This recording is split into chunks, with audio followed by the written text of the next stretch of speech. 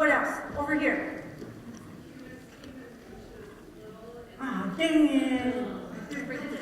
I thought nobody would get it. Okay, she's a human imprint, which means, now smarty pants, means what?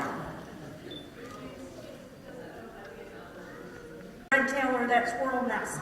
They end up on the ground, and a little fuzzball this big looks really cute. So people take them home and think they're going to make a good pet. See these feet right here, guys? It is not a good pet. But you do something that we can't fix. When these guys are first focusing their eyes, they become what they see.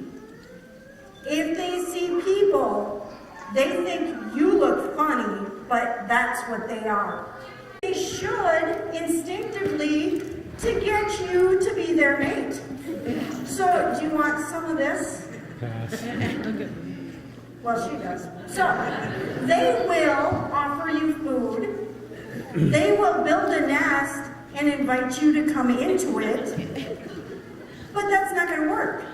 So they also will defend their territory against humans, the ones they don't pick, and other owls. So this bird right now is about 16 years old, and we can't release her. So that's what happened to her. All right. Now I'm going to grab the bald eagle. Oh, go ahead. How big is a pellet? How big is a pellet? Let me see. Hang on a second. It depends on the size of the bird. Oh man, she didn't cough any up. So a great horn pellet's probably about, what is that, about 3 inches? It's probably about that big. When you get to something like the larger great horns, they can get like 5-6 inches. And it's also going to depend on how much food they eat too. So if they were to eat a skunk, your pellet might end up being about that big around and about that long just because of the amount of food they eat. Yeah. Now, you think she's absolutely positively greatly trained, right? It's only because I'm moving my arm. All right? She's just a little off balance and she's doing that to get herself balanced back. All right. Up in the top there. Hang on 1 second while John, oops, sorry John, don't fall. What is the owl's name? This is Lois. So everybody understands this. Raptors don't speak English. They do not understand anything we say because they're going to eat other birds. They're going to be in cities and places like that. Great horned owls, yes. Because they will be in areas where rodents are. They're not going to eat fish, but, same type of territory. Yes? I have 2 questions, actually. What would be their prime habitat location, type of habitat, and are pine trees considered to be some of their bird cover? Okay, so habitat, he has 2 questions about habitat and what's their prime, our pine trees, their prime location. Are we talking about great horns? Yeah. Okay, so great horned owls steal other birds' nests. Some of them are cavity nesters, so if a pine tree has a huge woodpecker hole in it, they may nest in that hole. Okay, so other animals may build a nesting site for this type of bird. So it just depends on what they find. They're not picky. Okay, they'll take anything. They're the first ones back. As a matter of fact, they're back right now. You should be able to hear like hooting noises if you have owls in your territory. So they will live anywhere almost. He's like, what are you doing? So the owl has special little feathers that kind of look like a line going down there, but they're just different types of feathers. So it's not actually a line itself. It's just the different types of feathers that they have. They're really fun. Yes? Do they have a call or a recognizable sound? Owls, great horned owls will just make the regular hooting noise. This bird, because it's mentally unstable, makes really weird noises. They actually will hiss and clap their beaks, like a cat will hiss. They make noises like that when they want you to stay away from them. She's kind of making, I don't know what you even want to call that. It's just like a and then she'll like hoot, and then she'll just make really weird squawking noises. Superior, and we were on the beach at night, and a great horned owl flew right behind my friend, and she's going, "What's behind me?" I look, and I mean, within 10 feet, not even the sound. I was just unbelievable. Yep, he said he said it's good they can't understand English. And he also said that when they were at the Apostle Islands, there was a great horned owl that flew behind his friend. And it was just incredible because they just were like, "What's behind me?" And the bird was just going past. All right, as John gets another question, I'm going to put her back so we can see our bald eagle here.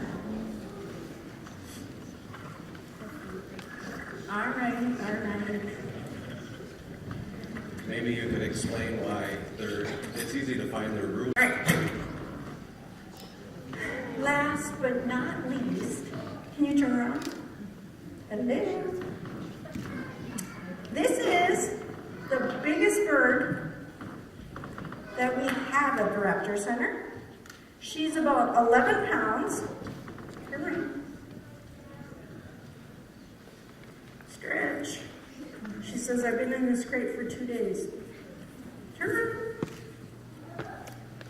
Oh, and by the way, when I take her out, and I didn't tell the last group this, but she hasn't gone to the bathroom yet today.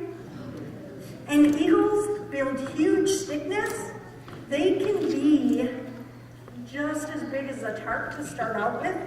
And the largest one they ever recorded was 2 tons before it knocked down the tree it was in. So if she lifts her tail, anybody in the front row duck because I'm not cleaning your clothes.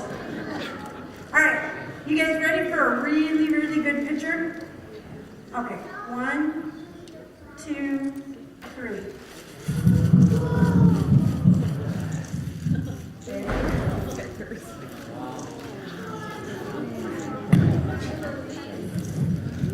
She's got a 7-foot wingspan from tip to tip.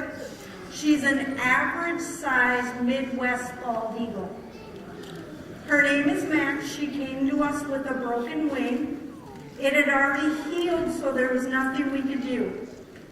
The bald eagle was taken off the endangered species list in about 2007. It's still protected by the Bald Eagle Golden Eagle Act and the Migratory Bird Act. Now Max, was it? Maybe? She's like, "Okay, I'll think about it." You think about it. So she can turn yellow.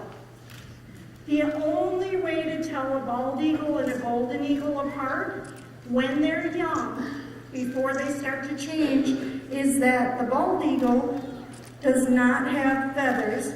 Don't bite me. She's like, "I'm going to." They do not have feathers where those bracelets are. A golden eagle has feathers all the way down to the base of their feet. She's 15 years old. I lied to everybody yesterday. I thought she was 10. I looked at my sheet and she's 15. She could live to be 50 years old in captivity. So she is going to be around a lot longer than I am. You need that? So for her to bow her head down and try to pick at that food means that she is very comfortable with her audience. She's an average size female for here. I have a question. Yes. How many pounds a bird like her is able to lift in the air? Do you know? Oh, how many pounds can she lift if Yeah. she's getting food? Only about a third of her weight. So 11 pounds, probably maybe about 3 or 4 pounds. If they pick up something that's too heavy, they will not be able to fly. So when the eagles are flying is actually a red-tailed hawk. She's not going to say anything, but that's good because she'll make me go deaf. In the back there? John will run over. She's like, "What's that guy with his camera doing there?"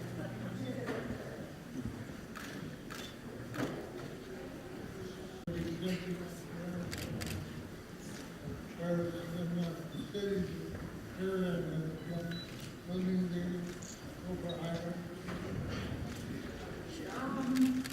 John, can you help me with that one? I didn't hear the whole I question. think as I understood the question, in the cities, the peregrines are building nests and flying way up high, 35 stories, and yet elsewhere they are much lower to the ground. And what is it that makes the difference, I think? So it depends on where their food is, and peregrines actually don't build their nest. For this one, her nest would be starting out probably the size of this tarp, and they build huge stick nests year after year, and they come back to the same nesting site every year, and they can live to be 24. So, like I said, those nests can get as much as a car weighs by the time they're done. Uh-oh, here it comes. She's like, man, that feels good. All right, let me put her away. I think we're running out of time here. And what we can do is I can have you guys come up for a couple questions while we're putting the birds away. And I have to be really careful with her feathers and her feet. So I'll put her in face first.